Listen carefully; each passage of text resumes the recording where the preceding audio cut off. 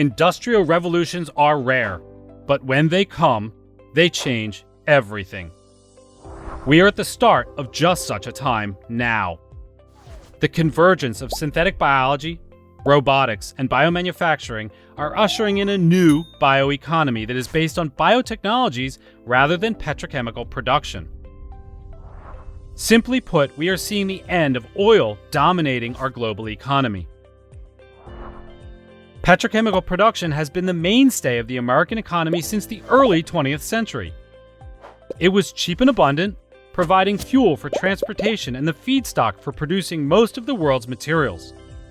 But it comes at a steep cost to the planet and, because of where oil deposits are located, it can be a flashpoint for overseas conflicts. Today, the world finds itself in need of a cleaner way to make things, both for the sake of the planet and to establish energy and production independence. That's where the bioeconomy comes in. We are in the midst of an industrial revolution because of the convergence of synthetic biology, robotics, and biomanufacturing.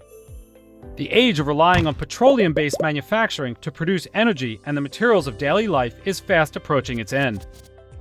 Biomanufacturing is emerging at the center of the 21st century bioeconomy. A bioeconomy that provides profitable alternatives to using oil as the building blocks of industry.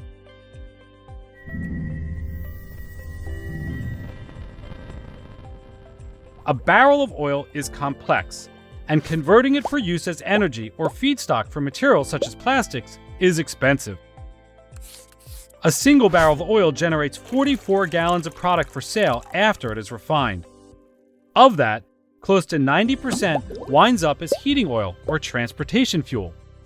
Another 5% becomes tar that gets put on roads, and coke, which is combined with coal and burned. That leaves around 2 gallons left. The atoms within those 2 gallons are the materials we use to build our world today. This includes plastics, lubricants, solvents, and nearly everything we build and buy. That 2% also makes up 25% of the total value of the barrel of oil and becomes the building blocks for 96% of U.S. manufactured goods.